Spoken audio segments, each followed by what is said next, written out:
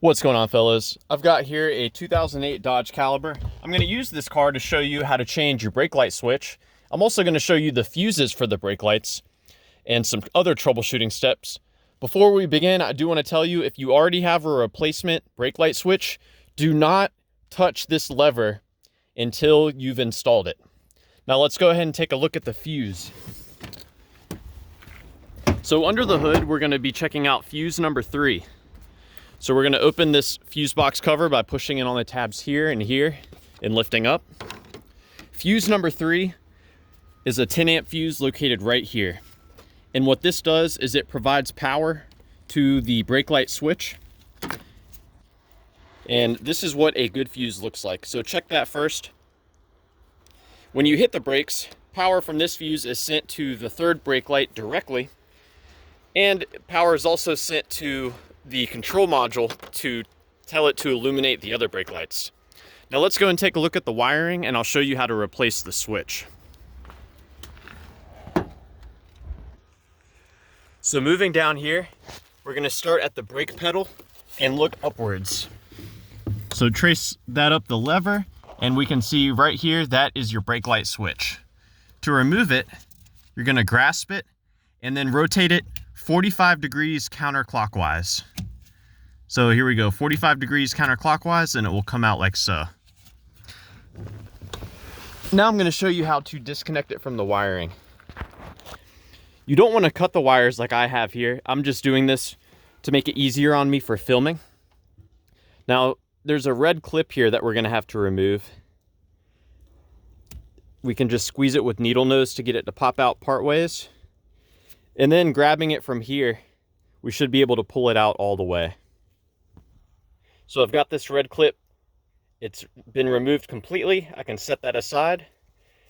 And now what we can do is push on this piece right here. You're going to push that in, and the connector should come out of the switch.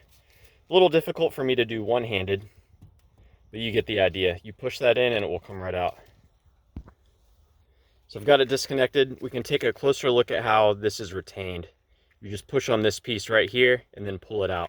Now the fuse I showed you earlier, fuse number 3, that provides power to wire number 1, which is this red wire. When you push on the brakes, the brake lever will move away from the switch, which allows this plunger to come out. When the plunger comes out enough, the brake light switch will take the power from this red wire and send it to the green white wire here. This will take power to the third brake light directly, and it will also send power to the computer to tell it to illuminate the other lights. Now, when we install a new switch, again, I'll repeat myself, do not touch the lever until we install the new switch. But what you're going to want to do is connect your new switch to the wiring, and you're also going to want to reinstall this red clip right here.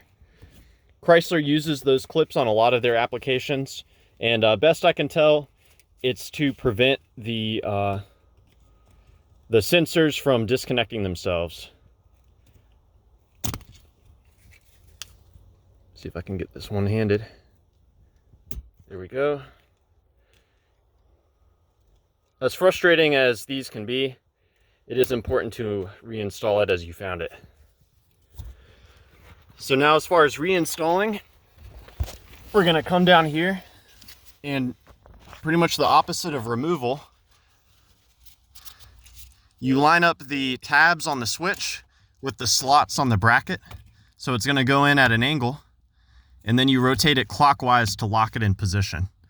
Once it's locked in position, you can then rotate this lever. It should be a 90-degree rotation.